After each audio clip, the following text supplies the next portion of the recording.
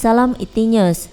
Atas tekanan dan bukti dari dunia luar, komunis Cina akhirnya terpaksa mengaku bahwa mereka telah memerintahkan agensi berwajib untuk melenyapkan sampel virus dengan alasan demi kepentingan keselamatan makmal. Hujah yang sudah terlambat ini jelas tidak boleh diterima. Pada masa yang sama, komunis Cina terus menutup dan menyembunyikan data-data mengenai perkembangan wabak telah menimbulkan keraguan pelbagai pihak. Oleh itu, komunis Cina masih terus menutup situasi epidemik dan mengaburi mata masyarakat dari dalam dan luar negara. Ikuti berita selanjutnya. Salah satu fakta menunjukkan komunis Cina menutup situasi epidemik yang berlaku di negaranya adalah dengan meminta agensi berwajib mereka untuk menghapuskan sampel virus. Namun komunis Cina menafikannya.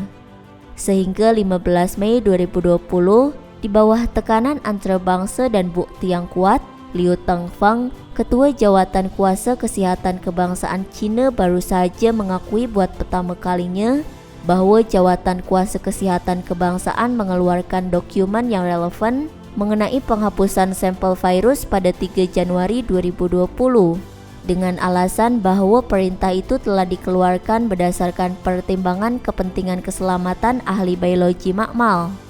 基于防范生物样本病原的泄露，确保生物安全。根据专班专家的综合的研判的初步的意见，我们确定对引起不明原因肺炎的病原体暂按2类高致病性病原体进行管理，并对采集、运输、实验活动、销毁等等做出了明确的 Xing Tianxing, seorang pengulas politik yang tinggal di Amerika Syarikat, berkata, pada mulanya komunis Cina berulang kali menafikannya. Kini mereka harus mengakuinya karena sebahagian besar bukti yang nyata telah berada di tangan masyarakat antarabangsa.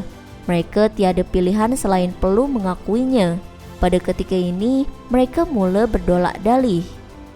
最开始中共一再是在否认，现在呢，他已经是 不得不去承认，因为这个实在的证据已经被国际社会拿到手了，他不承认也不行了。这时候他又开始诡辩。Menurut Xing Tianxing, tidak mungkin bagi negara-negara di seluruh dunia untuk mempercayai alasan yang dikemukakan oleh komunis Cina. Disebabkan terhapusnya sampel virus, tiada hubungan langsung dengan keselamatan makmal itu sendiri, tetapi mereka sebenarnya secara langsung coba mencegah penyiasatan terhadap punca penyebaran virus. Xing Tianxing berkata, sememangnya niat itu adalah untuk menutup sumber sebenar penyebaran virus. Pada masa yang sama, tanpa segan silu untuk menghindari pembahagian sampel virus dan menolak penyiasatan oleh masyarakat antarabangsa. Bagi dunia luar, penjelasan komunis Cina sudah tidak lagi dapat diterima. Tidak dapat membuat orang lain mempercayai mereka. Dalam arti kata lain, mereka sudah tidak mampu untuk menipu lagi. Radio France International mempertikaikan mengapa Jawatan Kuasa Kesihatan Kebangsaan Cina begitu lambat dalam mengeluarkan penjelasan. Jika hanya mengutarakan soal keselamatan, mengapa menyembunyikan maklumat penting seperti ini sehingga kini? Sejak dari awal penularan wabak, sudah beredar berita di kalangan masyarakat dalam isu komunis Cina menghapuskan sampel virus.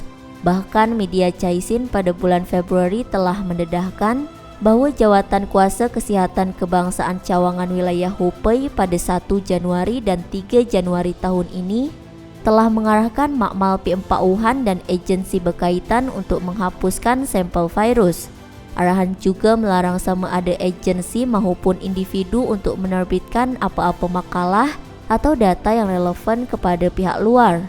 Pada 20 April 2020, media Taiwan memperolehi salinan dokumen dalaman Parti Komunis Cina yang mendedahkan bahwa Jawatan Kuasa Kesihatan Kebangsaan Cina telah memerintahkan agensi berkaitan untuk menghapuskan sampel virus.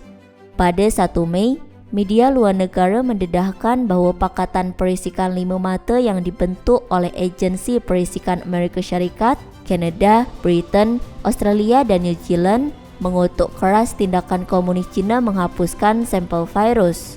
Ketika ini, jawatan kuasa kesehatan kebangsaan Cina tidak dapat menyembunyikan fakta dengan terpaksa mengakui tindakannya. Meskipun dengan alasan demi keselamatan makmal itu masih kedengaran satu penipuan. Jelas ia tidak dapat diperakui benar, apatah lagi menjelaskannya kepada masyarakat antarabangsa. Mengapa melarang agensi maupun individu mendedahkan maklumat tentang sampel virus kepada dunia luar atau untuk menerbitkan tesis dan data berkaitan? Dalam hal ini, kolumnis Epoch Times Cheng Xiaorong menyatakan bahwa masalah ini cukup membuktikan bahwa komunis Cina terus berbohong. Maka tidak heran sekiranya masyarakat bertanya, selain itu apa lagi yang komunis Cina sembunyikan? Pada 9 dan 10 Mei 2020, sebilangan kes baru COVID-19 muncul kembali di komuniti Sanmin dari daerah Tongsihu di Wuhan, Cina. Pada 11 Mei, pihak berkuasa Wuhan mengeluarkan pengisytiharan darurat untuk melakukan ujian aset nuklir kebangsaan dalam tempoh 10 hari. Seorang warga Wuhan yang tidak didedahkan namanya berkata untuk mencari prestasi politik terlepas daripada ketidaktepatan hasil ujian aset nuklir, tergesa-gesa membongkar hospital kecemasan ala gudang telah mendedahkan bahaya tersembunyi yang harus dihadapi sekarang. Warga dengan identitinya disembunyikan tersebut berkata, setelah secara politik menutup hospital berbentuk gudang tempat menampung kedatangan pesakit, orang yang tidak menunjukkan gejala dianggap tidak dijangkiti kemudian diarah pulang. Setelah pulang, yang satu menularkan virus kepada yang lain dan akhirnya menyebabkan wabak berkecamuk seperti yang berlaku ke atas komuniti Sanmin. Walhal para pegawai amat menyadari apa yang akan berlaku ketika orang-orang ini diarah pulang. Tetapi untuk mempertahankan jabatan kerajaan, mereka menutupnya dengan cara mengaburi. Demikian tambahnya. Pada 13 Mei 2020, media Foreign Policy mendedahkan satu pangkalan data epidemik yang diterbitkan oleh Continental University of Defense Technology. Laporan tersebut menemui terdapat 640.000 kes maklumat di 230 bandar di seluruh tanah besar China. Meskipun ini hanya data statistik yang tidak lengkap, belum dapat disahkan apakah kes ini mewakili 640.000 kes jangkitan yang berlaku. Akan tetapi jumlah ini jauh melebihi angka rasmi yang didedahkan kepada awam oleh komunis Cina yang hanya mencatat 80.000 lebih kes. Ini sudah cukup untuk membuktikan bahwa komunis Cina cuba menyembunyikan fakta sebenar epidemik.